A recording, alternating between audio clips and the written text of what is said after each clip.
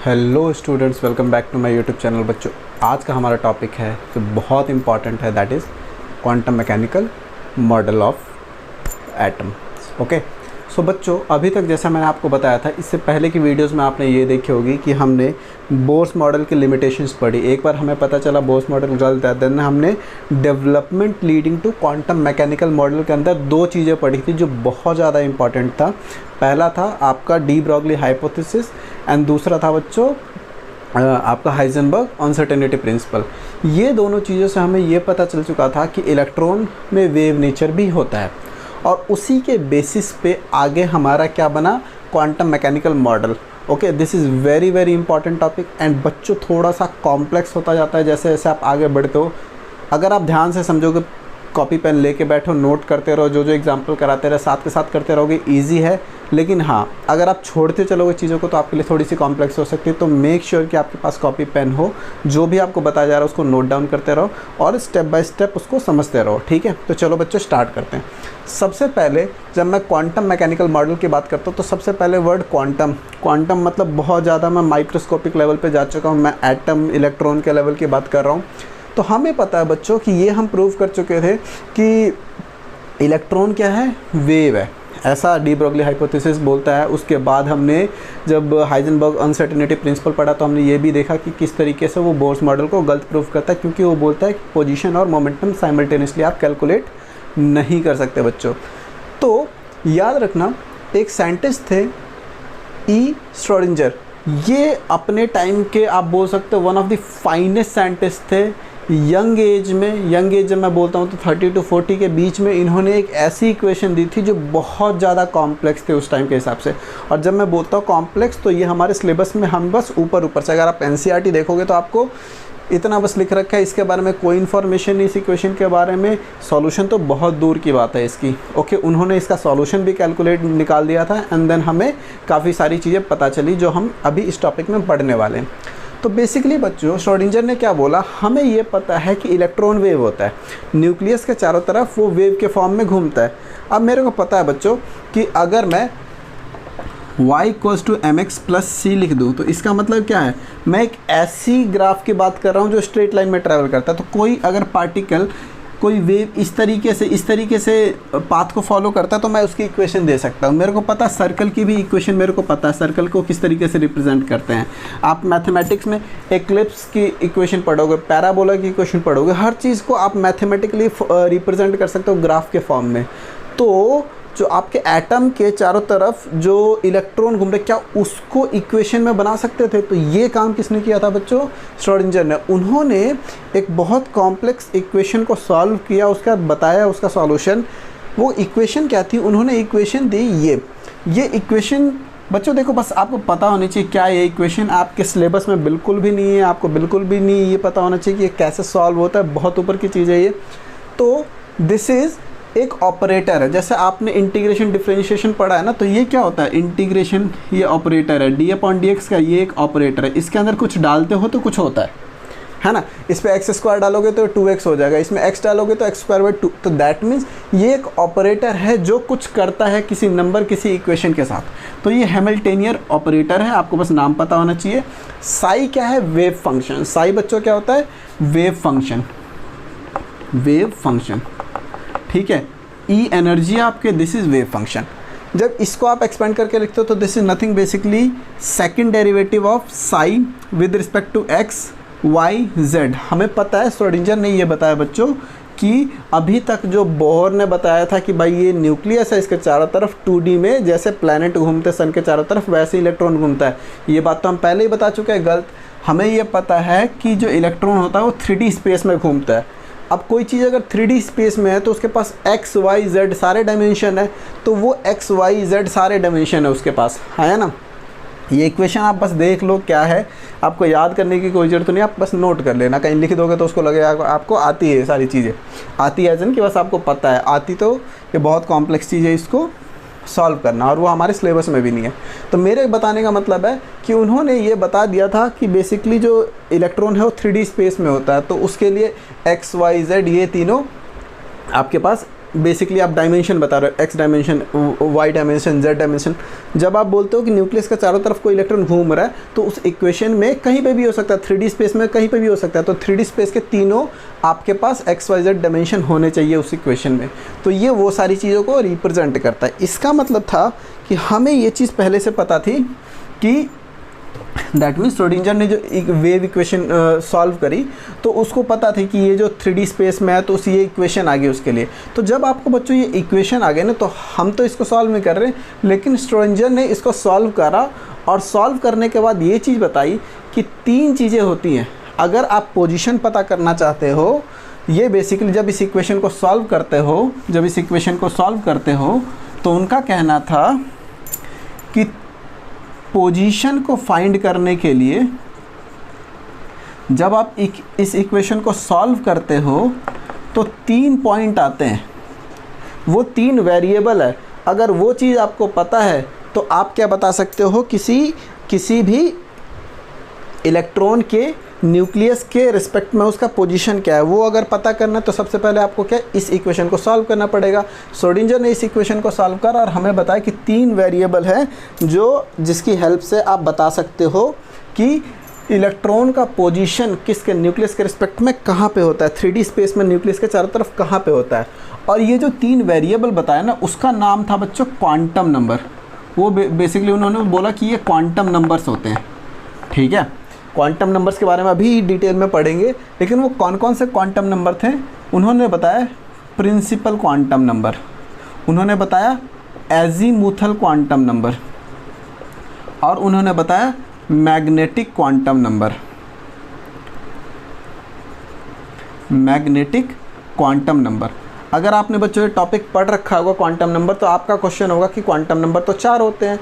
बिल्कुल सही बात है, 4 होता है, एक स्पिन क्वांटम नंबर भी होता है, लेकिन जो इस इक्वेशन को उन्होंने सॉल्व करके बताया था वो 3 क्वांटम नंबर की बात करी थी। चौथा quantum number, spin quantum number is separate, जिसको हम पढ़ेंगे। ओके, तो इसका मतलब है अभी इंट्रो में मैंने जस्ट ये बताया कि श्रोडिंगर ने जो वेव इक्वेशन दी उसको जब उन्होंने सॉल्व किया तो हमें बताया पोजीशन को पता करने के लिए 3 वेरिएबल हमें चाहिए।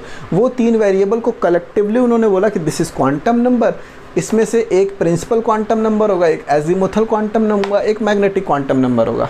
फर्स्ट ऑफ ऑल ये तीनों चीज़ें क्या होती हैं सबके बारे में डिटेल में पढ़ते हैं, बट उससे पहले हम टॉपिक लिख लेते हैं। ये तो हमारा हो गया क्वांटम मैकेनिकल मॉडल का बेसिक कि क्या बताया श्रोडिंगर ने। अब हमें पता चल गया कि श्रोडिंगर ने किस चीज़ के बारे में बताया बच्चों। हमें बताया श्रोडिंगर ने क्वांटम नंबर के बारे में कि क्वांटम नंबर को पढ़ लो तो आपको पता चल जाएगा कि पोजीशन क्या होगी, इलेक्ट्रॉन कहाँ पे एक्चुअली घूमता है न्यूक्लियस के रिस्पेक्ट में। क्वांटम नंबर, ठीक है। अब क्वांटम नंबर में एक एक करके principal quantum number, azimuthal quantum number, magnetic quantum number, spin quantum number को पढ़ने से पहले थोड़ा बच्चों ये कॉम्प्लेक्स टॉपिक होने वाला, ध्यान से समझना, ठीक है। इजी है अगर समझोगे, नहीं समझ आएगा, छूटता रहेगा तो कॉम्प्लेक्स हो जाएगा, तो थोड़ा सा आप रिवाइंड करके देखना, आपको फिर से समझ आ जाएगा। तो सबसे पहली चीज़, अभी तक हमें पता था, बोर ने बताया था कि जो न्यूक्लियस के चारों तरफ ऑर्बिट्स होते हैं उसमें इलेक्ट्रॉन घूमते हैं, बट मेरे को पता है कि वो तो 2D अजम्पशन है ना, 2D में आपका ऑर्बिट हो गया, उसमें चारों तरफ घूमता है। मेरे को पता है ऐसा तो कुछ होता ही नहीं, हम पहले डिस्कस कर चुके हैं कि ये न्यूक्लियस है तो ऐसे भी घूम सकता है, ऐसे भी घूम सकता है, कैसे भी इलेक्ट्रॉन घूम सकता है।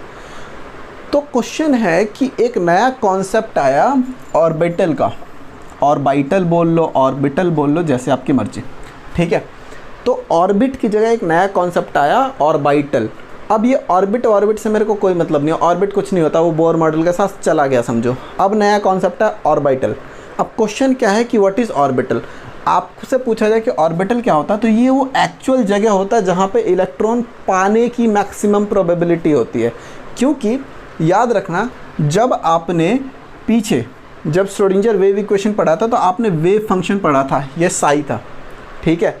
वेव फंक्शन का अगर मैं स्क्वायर कर दूँ ना तो ये बताता आपको प्रोबेबिलिटी ऑफ फाइंडिंग इलेक्ट्रॉन,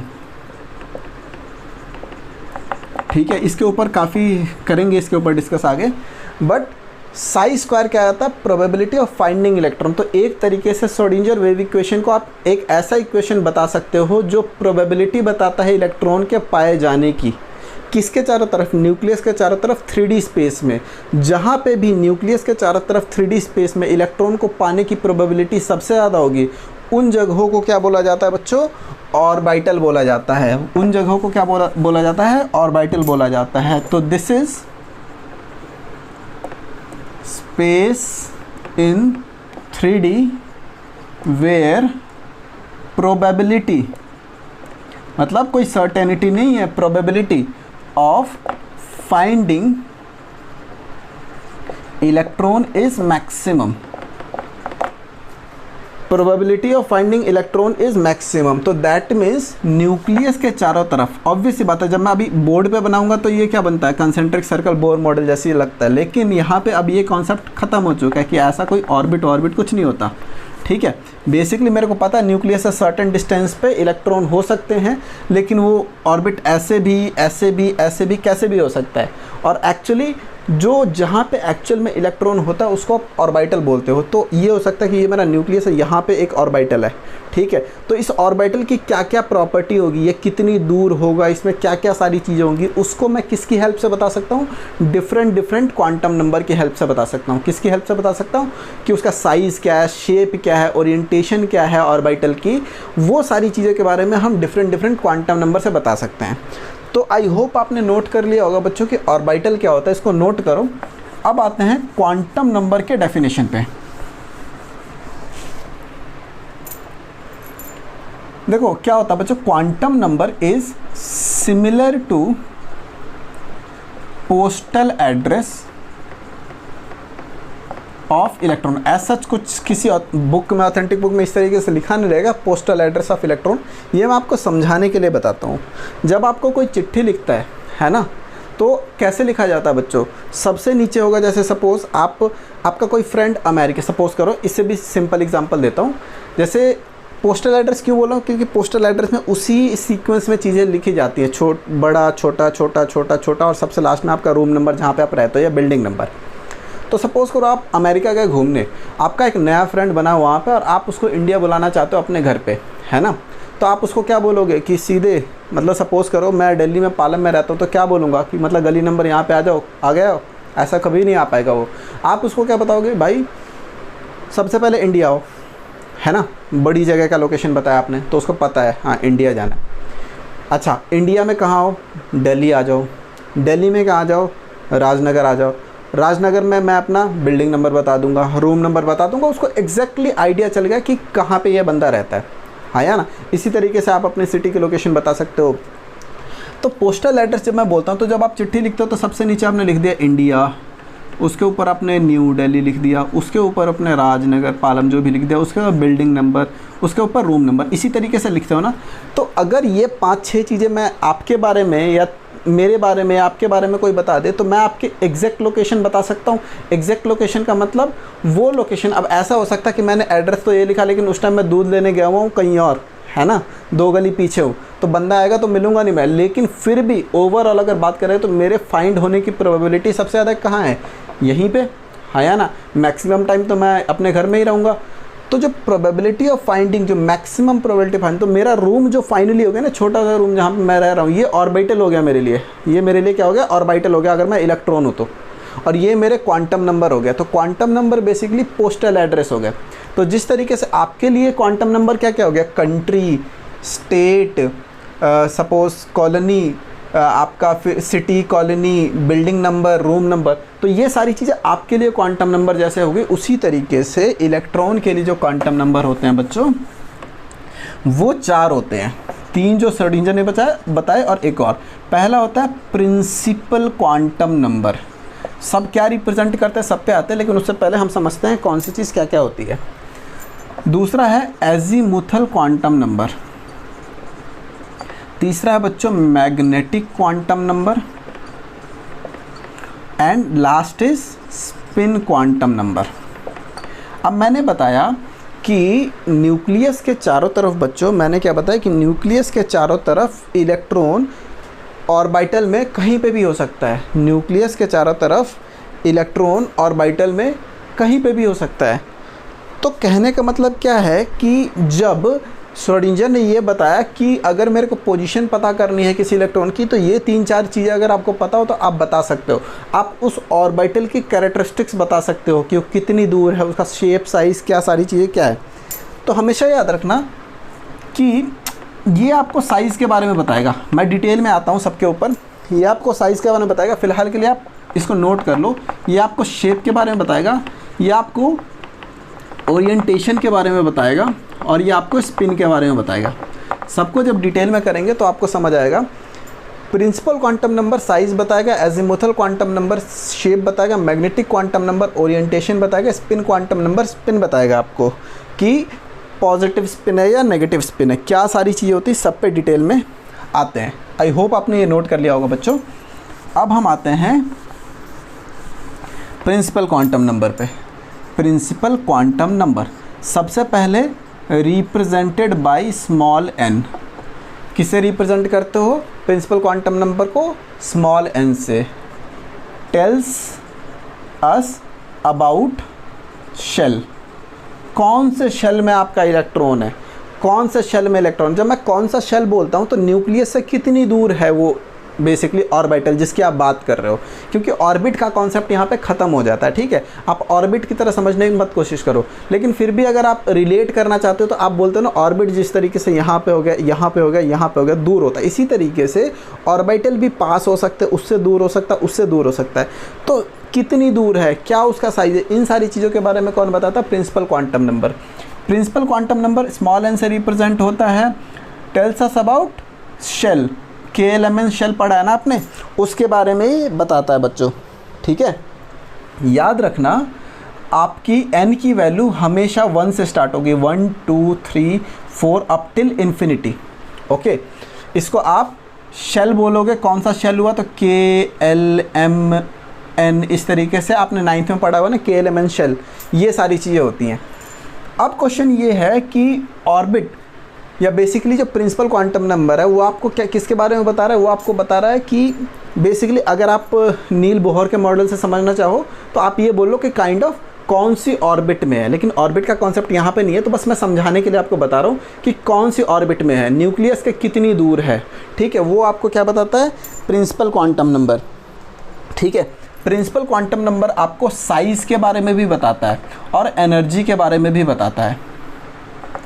कैसे साइज़ और एनर्जी के बारे में बताता है? देखो बच्चों, जैसे जैसे हम न्यूक्लियस से दूर जाते रहते हैं, न्यूक्लियस से दूर जाते रहते हैं, नील बोहर ने एनर्जी का फॉर्मूला बताया था ना, तो जब दूर जाते रहते हैं तो एनर्जी 0 के पास होती रहती है, नेगेटिव से 0 के पास होती रहती है, तो एनर्जी बढ़ती जाती है। तो जितना ज़्यादा मेरा न्यूक्लियस से दूर जाता रहूँगा, मेरा प्रिंसिपल क्वांटम नंबर बढ़ता जाएगा। प्रिंसिपल क्वांटम नंबर बढ़ता जाएगा तो प्रिंसिपल क्वांटम नंबर बढ़ता जाएगा तो एनर्जी भी बढ़ती जाएगी। ओके, एंड जो ऑर्बिटल का साइज़ होता है बच्चों वो भी बढ़ता रहता है। फर्स्ट प्रिंसिपल क्वांटम नंबर में जो ऑर्बिटल होता है और सेकंड प्रिंसिपल क्वांटम नंबर में जो ऑर्बिटल होता है वो फर्स्ट से बड़ा, फिर बड़ा, फिर बड़ा, इन सब इस तरीके से होते हैं। तो हमेशा याद रखना प्रिंसिपल क्वांटम नंबर अगर आपको याद रखना है, रिलेट करना है नील बोहर के मॉडल से, दो इसमें कोई रिलेशन नहीं, तो आप याद रखो जैसे ऑर्बिट होता है ना, first, second, third, fourth orbit, इसी तरीके से वो बताता है कितनी दूर है न्यूक्लियस से। इसी तरीके से प्रिंसिपल क्वांटम नंबर भी यही चीज़ बताता है कि कितनी दूर है, कौन से शेल के अंदर है, K के अंदर है, L के अंदर है, M के अंदर है। तो that means principal quantum number हमेशा पॉजिटिव इंटीजर नंबर हो सकता है, इसकी वैल्यू 0 कभी नहीं होगी। 0th ऑर्बिट क्या होता है? कुछ भी नहीं होता, या तो फर्स्ट ऑर्बिट होगा, सेकंड ऑर्बिट होगा। ठीक है, तो इसी तरीके से 1 2 3 4 इस तरीके से होगा। तो पहली चीज़ तो ये आपको ध्यान रखना है। दूसरे पे आते हैं। दूसरा है बच्चों azimuthal quantum number. Azimuthal quantum number को स्मॉल l से रिप्रेजेंट करते हो बच्चों, स्मॉल l से रिप्रेजेंट करते हो। ओके बच्चों, स्मॉल l से रिप्रेजेंट करते हो, और ये किस चीज़ के बारे में बताता है? Shape of orbital. आपका जो ऑर्बिटल है उसका शेप क्या है, कैसे शेप बताता है, उस चीज़ को देखते हैं बच्चों। तो देखो, हमेशा जो L की वैल्यू होती है ना वो 0 to n-1 हो सकती है, n-1 हो सकती है। इसका मतलब अगर आपका प्रिंसिपल क्वांटम नंबर 1 2 3 4 5 इस तरीके से मानते हैं, तो होता क्या है, L की जो वैल्यू होती है 0 to n-1, इसका मतलब हो गया n की वैल्यू 1 है तो 0 to 1 minus 1, 0 to 0 क्या हो गया 0।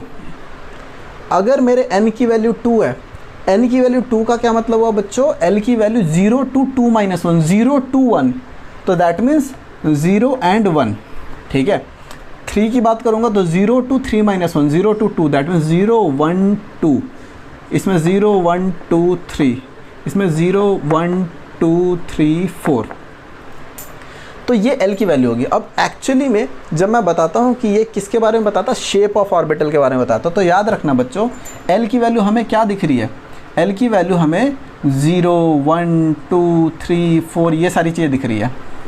अब इसको ना आप सब शेल भी बोलते हो। जिस तरीके से आप प्रिंसिपल क्वांटम नंबर आपको शेल के बारे में बताता, तो दैट मीन्स शेल के अंदर क्या होगा, सब शेल होगा, ठीक है। तो शेल के अंदर क्या होगा, सब शेल होगा। अब 0 वाले को आप S सब शेल बोलते हो, 1 वाले को P सब शेल बोलते हो, 2 वाले को D सब शेल बोलते हो, 3 वाले को F G N आगे, ठीक है। तो SPDF हमारे लिए इंपॉर्टेंट है। मैं अब थोड़ा सा आपको रिलेट कराता हूँ। सबसे पहले इस चीज़ को नोट कर लो, देन आपको मैं थोड़ा सा रिलेशन बिठाता हूँ किसके बीच में, प्रिंसिपल क्वांटम नंबर और इसके बीच में, ठीक है। सबसे पहले इसको नोट कर लो। अच्छा, अगर आपने नोट कर लिया तो एक और चीज़ देखो, इस पे मैं सेपरेट वीडियो लेके आऊँगा बच्चों कि शेप क्या होती है ऑर्बिटल्स की। जस्ट मैं बता दूँ कि S जो होता है ना, हमने बताया कि एजीमुथल क्वांटम नंबर क्या बताता है, शेप के बारे में बताता है। पहले जो प्रिंसिपल क्वांटम नंबर ने तो ये बता दिया एनर्जी कितनी है, साइज़ कितनी है, न्यूक्लियस से कितना दूर है। अब ये बताता है कि शेप क्या हो सकता है। हमें पता है कि जो ऑर्बिटल होते हैं वो 3D इन नेचर होता है। अभी 3D किसी भी शेप में हो सकता है ना, सर्कल हो सकता है, सॉरी स्फेयर हो सकता है, आपका क्यूब हो सकता है, क्यूबॉइड हो सकता है, कुछ भी हो सकता है। तो जो आपका S होता है ना, ये स्फेरिकल होता है। जो P होता है डम्बेल होता है। कैसा होता है, स्फेरिकल ऐसा हो गया, ये हो गया डम्बेल। डम्बेल आपने देखा होगा इस तरीके का होता है ये होता है double dumbbell, double dumbbell. Double dumbbell ऐसे होता है बच्चों, ऐसे और फिर ऐसे, ठीक है। और ये कॉम्प्लेक्स होता है, जी के बारे में आपको नहीं पढ़ना, ठीक है। ऐसा कोई एलिमेंट नहीं है जिसमें जी पाया जाता है। जो भी मैं बोल रहा हूँ ना, ऐसा कोई एलिमेंट नहीं जिसमें जी पाया जाता है। ये सारी चीज़, इन सबको डिटेल में हम करते हैं, बट फिलहाल के लिए समझो कि इनका shape spherical, double dumbbell, sorry dumbbell, double dumbbell और कॉम्प्लेक्स होता है। अब मैं थोड़ा सा और रिलेशन बताऊँ आपको। थोड़ा सा बोर मॉडल से आपको मैं जानबूझ के रिलेट कर रहा हूँ, दो इसका कोई रिलेशन नहीं है, ताकि आपको थोड़ा सा समझ आए। क्योंकि अचानक से आप जब शिफ्ट करते हो ना, जिसको आपने कभी देखा ही नहीं, एटम, आपने ऑर्बिट्स, ये सारी चीज़ नहीं देखी हो, तो जो आपके दिमाग में बैठ जाता है ना, आप उसको ज़्यादा समझ पाते हो। मैं थोड़ा सा उससे रिलेट करता हूँ, ठीक है, ध्यान से सुनना। तो दो हमें ये चीज़ समझ आ गई है कि ये सारी चीज़ें क्या है। मान लो कि ये न्यूक्लियस है और मैं फर्स्ट प्रिंसिपल क्वांटम नंबर की बात करता हूँ कि मान लो न्यूक्लियस से इतनी दूर है। तो जब मेरा n इक्वल्स टू 1 था तो बच्चों L की value 0 to n-1, that means खाली 0 आई थी।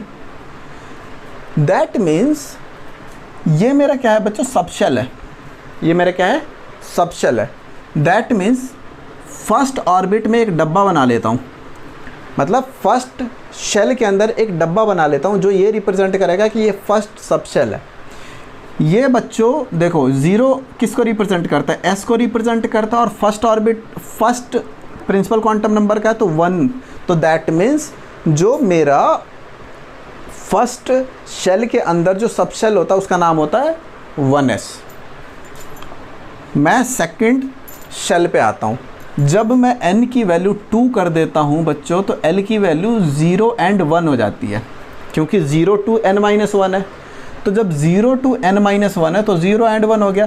दैट मीन्स यहाँ पे एक डब्बा होगा 0 के लिए और एक डब्बा होगा 1 के लिए। अभी 1 में मैंने 3 डब्बे क्यों बनाए हैं ये आपको समझ आएगा जब मैं मैग्नेटिक क्वांटम नंबर पढ़ाऊँगा। अभी थोड़ी देर वेट करते हैं, अभी समझ लो कि भाई 1 के लिए 3 ही डब्बे होते हैं, ठीक है। एक डब्बा ऑर्बिटल रिप्रेजेंट करता है, एक डब्बा एक ऑर्बिटल रिप्रेजेंट करता है, एक डब्बा एक ऑर्बिटल को रिप्रेजेंट करता है। दैट मीन्स 1 जो होता है ना, दैट मीन्स S सबशेल हो गया। ये पीछे मैंने लिखा है 0 के लिए S होता है और 1 के लिए P होता है। तो P सबशेल में 3 डब्बे होते हैं, 3 ऑर्बिटल होता है। कैसे होता है थोड़ा सा वेट करो।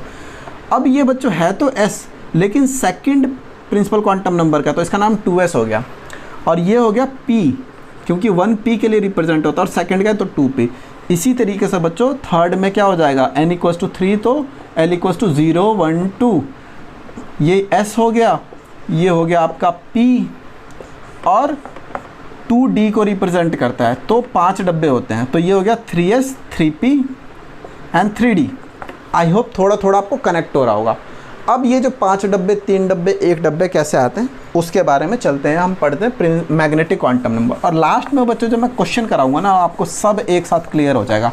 अभी क्या हो रहा होगा ना कि आप कनेक्ट नहीं कर पा रहे होगे अलग अलग चीज़ों को, लेकिन थोड़ा पेशेंस रखो, पूरा वीडियो देखो, आपको अच्छी तरीके से समझ आ जाएगा पूरा क्या है ये।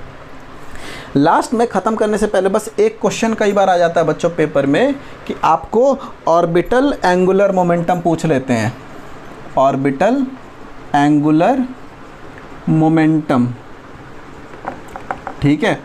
कई बार एंट्रेंस एग्जाम में भी पूछ लेते हैं, कई बार बोर्ड के पेपर में पूछ लेते हैं, किसी भी इलेक्ट्रॉन का ऑर्बिटल एंगुलर मोमेंटम पूछ लेते हो तो ये बच्चों h/2π अंडर रूट आपका l+1 होता है,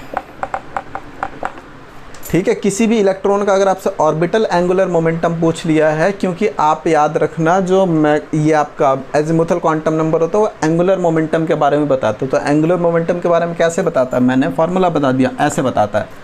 तो क्वेश्चन है कि कैसे पता चलेगा कि किसका ऑर्बिटल एंगुलर मोमेंटम क्या है। h आपका कांस्टेंट है, 2 कांस्टेंट है, पाई कांस्टेंट है, आपको बस l की वैल्यू समझ आनी है। तो अगर कोई इलेक्ट्रॉन p सबशेल में है, ठीक है, p सबशेल का मतलब क्या हो गया, उसके लिए l की वैल्यू 1 होती है बच्चों। अभी हमने देखा कि s के लिए 0, p के लिए 1, d के लिए 2, इस तरीके से। तो आप वो वैल्यू सब्स्टिट्यूट कर दो और आपको वैल्यू पता चल जाएगी कि उसके इलेक्ट्रॉन का ऑर्बिटल एंगुलर मोमेंटम क्या है। तो अगर सपोज को करो कोई इलेक्ट्रॉन 3s में है, आपको पता करना ऑर्बिटल एंगुलर मोमेंटम, s के लिए l की वैल्यू 0 होती है, 0 सब्स्टिट्यूट कर दो, आपको आंसर आ जाएगा। तो आई होप आपको ये चीज़ समझ आई होगी बच्चों। नेक्स्ट चलते हैं थर्ड पे, स्ट्रक्चर ऑफ एटम का one of the most important topic है क्वांटम नंबर, ध्यान से। तो magnetic quantum number, magnetic quantum number, ठीक है बच्चों। ये ना ओरिएंटेशन के बारे में बताता है, किसके बारे में बताता है, ओरिएंटेशन के बारे में ऑफ इलेक्ट्रॉन। ओरिएंटेशन का मतलब क्या हो गया, हमें पता है कि 3D स्पेस में है, तो ओरिएंटेशन x की साइड ओरिएंटेड हो सकता है, y की साइड, z की साइड, किस साइड को झुका हुआ, किस साइड को ओरिएंटेड है, किस एक्सिस पे लेटा हुआ है, किस एक्सिस की साइड उसकी ओरिएंटेशन है, उसके बारे में बताता है मैग्नेटिक क्वांटम नंबर। इसको स्मॉल m से रिप्रेजेंट करते हैं और इसकी वैल्यू बच्चों -L to L होती है, +L तक, ठीक है।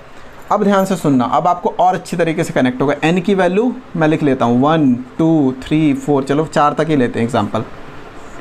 तो L की वैल्यू क्या हो जाएगी बच्चों, 0 to n-1। L की वैल्यू क्या होती है, 0 to n-1। तो 0 to 0 0 0 1 0 1 2 0 1 2 3, ये 0 क्या है, S है, SP SPD SPDF, ये हम पढ़ चुके हैं कि 0 का मतलब S सबसेल होता है, 1 का मतलब P सबसेल होता है, 2 का मतलब D सबसेल होता है और 3 का मतलब F सबसेल होता है, ठीक है। अब देखो बच्चों, मैंने बोला कि ये फर्स्ट ऑर्बिट का 0 है, तो इसको मैं 1s भी बोल सकता हूँ, इसको 2s बोल सकता हूँ क्योंकि सेकंड का 0 है, इसको 2p बोल सकता हूँ, इसको 3s 3p 3d 4s 4p 4d 4f, ठीक है। अब अगर मैं m की बात करूं तो l की वैल्यू अगर मेरी 0 हो, 1 हो, 2 हो, 3 हो, तो m की वैल्यू क्या होगी, -L to L, -0 to 0 0, -1 to 1 0, -1 0 1, -2 to 2 -2 -1 0 1 2, -3 to +3। समझ आया बच्चों। अब जब मैं कह रहा था ना कि जो ये क्या है आपका S है, ये P है, ये D है, ये F है, मैंने S में एक डब्बा बनाया था क्योंकि वो 0 एक डब्बा रिप्रेजेंट कर रहा है। P में मैंने 3 डब्बे बनाए थे, तो एक डब्बा ये हो गया, एक डब्बा ये हो गया, एक डब्बा ये हो गया।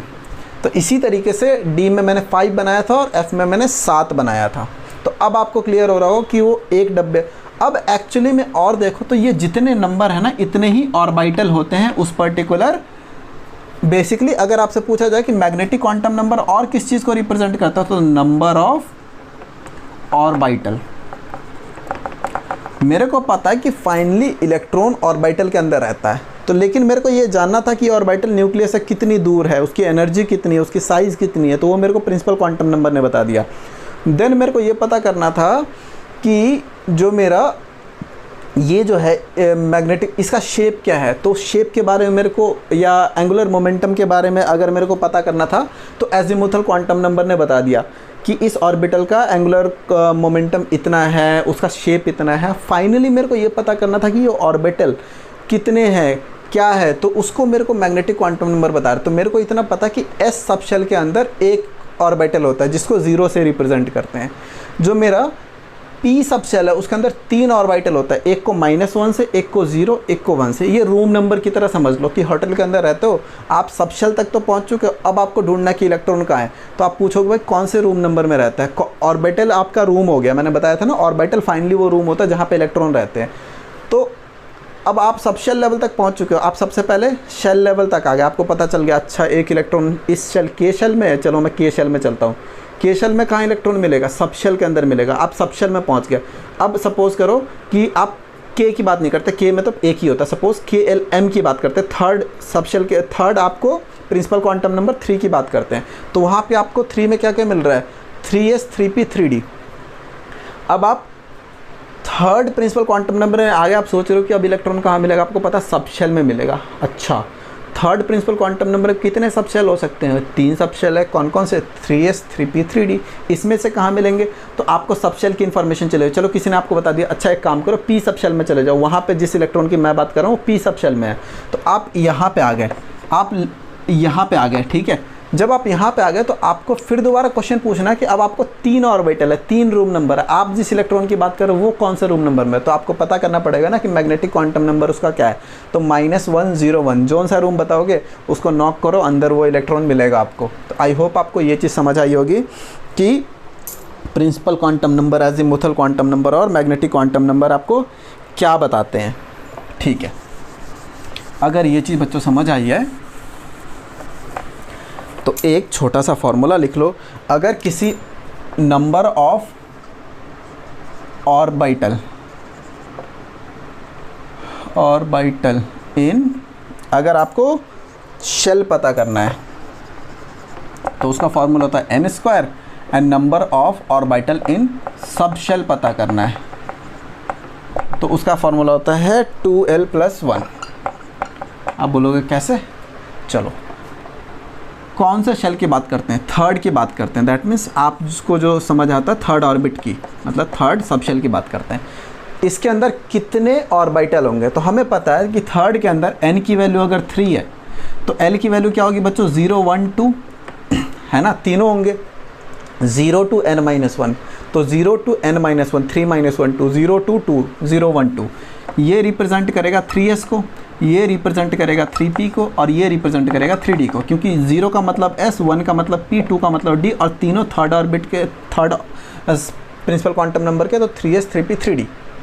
इसके अंदर s के अंदर एक डब्बा होता है, p के अंदर हमने अभी पढ़ा कि मैग्नेटिक क्वांटम नंबर देखोगे तो कितने होते हैं, s के लिए 0, -0 to 0, 1, -1 to 1, 3, और इसके लिए 5 डब्बे।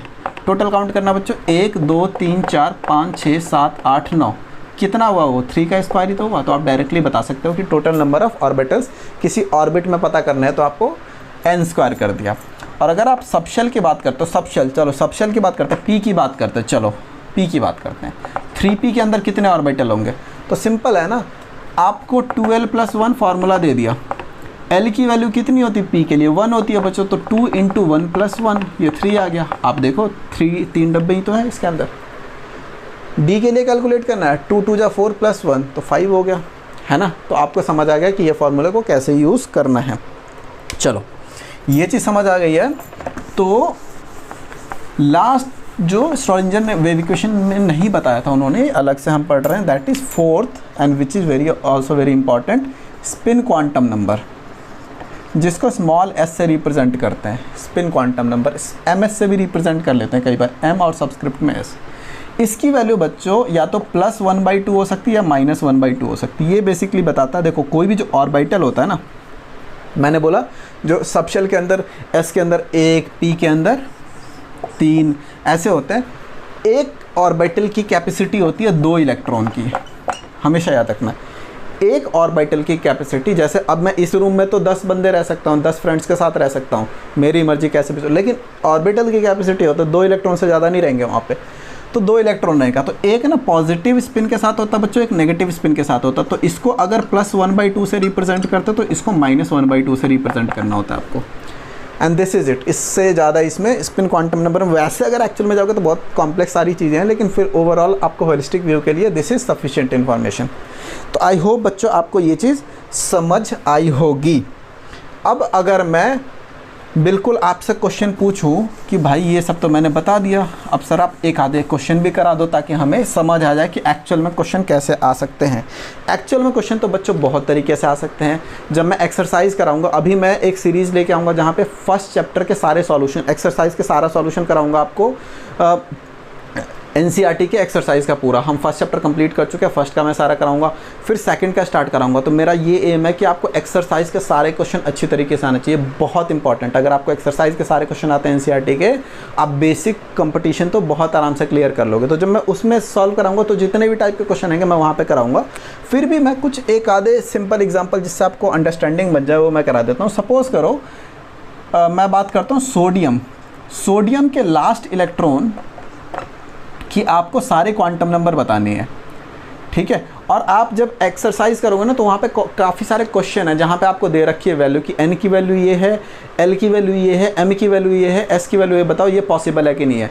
तो आपको यही रूल देखना है। इस क्वेश्चन से पहले मैं बता दूँ, सपोज n की वैल्यू 0 कहीं पे भी दिखे तो सीधे वो गलत हो जाएगा, n की वैल्यू 0 नहीं हो सकती, 1 और पॉजिटिव हो सकती। सपोज n की वैल्यू 2 है और l की वैल्यू 3 दे दी, कैसे हो सकता है? l की वैल्यू तो 0 to n-1 तक होती है, तो 0 to 1 तक होगी, तो 3 तो कभी भी नहीं हो सकती, 2 भी नहीं हो सकती इस केस के लिए। तो जो रिलेशन है ना कि n की वैल्यू 1 to लेके इन्फिनिटी हो सकती है, l की वैल्यू 0 to n-1 हो सकती है इस पर्टिकुलर n के लिए, और m की वैल्यू -l to l हो सकती है इस पर्टिकुलर l के लिए, और स्पिन की वैल्यू +-1/2 कुछ भी हो सकती है। इसके बाहर अगर आपको उस क्वेश्चन में कुछ भी दिखेगा तो इसका मतलब ये 4 प्रिंसिपल क्वांटम नंबर किसी एक इलेक्ट्रॉन के लिए पॉसिबल नहीं है। अगर ये सारे फिट बैठते हैं दैट मीन्स वो पॉसिबल है। तो क्वेश्चन है कि सपोज करो आपसे पूछा गया कि जो सोडियम है, सोडियम के लास्ट इलेक्ट्रॉन 11th इलेक्ट्रॉन के चारों क्वांटम नंबर बता दो, n बताओ, l बताओ, m बताओ, s बताओ। तो देखो हमें पता है कि अगर मैं नील बोर के अकॉर्डिंग जाऊँ तो ये 3rd ऑर्बिट में होगा, तो 3rd ऑर्बिट का मतलब ये आपका 3rd प्रिंसिपल क्वांटम नंबर में है। n की वैल्यू 3 हो गई, जो ऑर्बिट को, जो शेल को रिप्रेजेंट करता है 3rd शेल में होता है ना, इस तरीके से 2, 8, 1। अब जब मैं l की बात करूँगा बच्चों तो l 3rd सब ऑर्बिट में मेरे पास क्या होगा, 3s भी होगा, 3p भी होगा, अभी हमने पढ़ा, और 3d भी होगा। कैसे होगा? क्योंकि l की वैल्यू 0, 1, 2 होगी, 0 का मतलब s, 1 का मतलब p, 2 का मतलब d, तो दैट मीन्स ये तीनों चीज़ें हैं। अब सबसे पहले एक ही इलेक्ट्रॉन मेरे को भरना है 3rd सब ऑर्बिट, 3rd शेल में, तो वो इधर कहाँ पे होगा बच्चों? ये डिपेंड करता है ऑफ-बाउ प्रिंसिपल से, जो हम आगे पढ़ेंगे, लेकिन मैं अभी फ़िलहाल के लिए बता देता हूँ आपको कि वो 1s में आएगा, सॉरी 3s में आएगा। अब वो प्रिंसिपल जब आगे पढ़ेंगे तो मैं बताऊंगा आपको कैसे हम डिसाइड करते हैं कि इसमें पहले आएगा, कि इसमें पहले आएगा, कि इसमें पहले आएगा। फिलहाल मैं बता देता हूँ, अज्यूम कर लो इसमें पहले आया, तो मेरे को पता चल गया एस में आ गया। एस में आ गया तो मेरे को 0, 1, 2 नहीं, आपको स्पेसिफिक बताना कि आप जिस इलेक्ट्रॉन की बात करो कौन से में, 0 में है, 1 में है, 2 में है। मेरे को दिख रहा है एस का मतलब 0 में है, तो मतलब 0 में है। अब L की वैल्यू, ये रूम नंबर क्या हो गया, 0 हो गया। अगर देखो P होता तो -101 का ऑप्शन होता कि कौन से में, यहाँ पे तो एक ही है तो 0 हो गया, और पॉजिटिव स्पिन है तो +1/2। तो ये आपको समझ आएगा 3, 0, 0, 0। अगर मैं बता दूं सोडियम के लिए ये इन्फॉर्मेशन दे दूं, मतलब मैं बताता हूँ आपके पास सोडियम है और आप बताओ कि ये 4 इन्फॉर्मेशन से मैं किस इलेक्ट्रॉन की बात कर रहा हूँ, तो आप सबसे पहले 3rd शेल में जाओगे, S सब ऑर्बिट में जाओगे, सब शेल में जाओगे, 3rd शेल में S सब शेल में गए, इसका मतलब 3s के अंदर चले गए। 3s के अंदर एक ही रूम है, उसके अंदर चले गए, उसके अंदर जो एक इलेक्ट्रॉन है आप उसकी बात कर रहे हो, हाँ या ना। अगर दूसरे इलेक्ट्रॉन की बात कर रहे होते हैं, हम मैग्नीशियम की बात कर रहे थे जहाँ पे 12 इलेक्ट्रॉन है, तो ऑब्वियस सी बात है यहीं पे एक दूसरे स्पिन के साथ आ जाता, क्योंकि 2 और 8 तो होता ही ना, 2 यहाँ पे आ जाता, तो 3s में ही एक पॉजिटिव स्पिन जाता, एक नेगेटिव स्पिन जाता, तो खाली ये चेंज हो जाता अगर लास्ट इलेक्ट्रॉन की बात करते मैग्नीशियम की। और मैग्नीशियम के ही 11th इलेक्ट्रॉन की बात करते तो खाली ये +1/2 रह जाता। तो आप जितनी ज़्यादा प्रैक्टिस करोगे ना बच्चों, आपको उतना ज़्यादा क्लियर होता रहेगा ये टॉपिक, ठीक है। और मैं जैसे जैसे क्वेश्चन कराता रहूँगा वैसे वैसे और ज़्यादा आपको क्लैरिटी आती रहेगी। तो आई होप बच्चों ये वीडियो आपको बहुत इंपॉर्टेंट है, समझ आई होगी। अभी आपको क्वांटम मैकेनिकल मॉडल में बहुत सारे टॉपिक्स रहते हैं। नेक्स्ट टॉपिक जो मैं लेके आऊँगा वो लेके आऊँगा शेप ऑफ ऑर्बिटल्स। वहाँ पे नोडल प्लेन क्या सारी चीज़ें होती है वो देखेंगे हम। एनर्जी के बारे में पढ़ेंगे, डीजेनरेट एनर्जीज ऑर्बिटल्स क्या होती हैं उनके बारे में। फिर ऑफ-बाउ प्रिंसिपल है, हमारे पास पॉली एक्सक्लूजन प्रिंसिपल है। फिर हमारे पास कुछ लिमिटेशंस हमें पढ़नी है कि जो हमने इलेक्ट्रॉनिक कन्फिग्रेशन आगे पढ़ना, आपने जो पढ़ रखा है ना 2, 8, 8, 11 जो पुराने बचपन में पढ़ रखा, उससे बिल्कुल अलग तरीके से हम जब हम ऑफ-बाउ प्रिंसिपल पढ़ेंगे तो हम समझेंगे इलेक्ट्रॉनिक कन्फिग्रेशन नई तरीके से किस तरीके से की जाती है। ये सारे बहुत इंपॉर्टेंट टॉपिक है। Stay tuned to my YouTube channel, आगे वीडियो आते रहेगी। अगर आप नए हो बच्चों तो सब्सक्राइब कर लो ताकि वीडियो कभी भी आती है आपको नोटिफिकेशन आ जाएगी। लाइक शेयर कर दो इस वीडियो को। Thanks for watching this video. Bye bye बच्चों।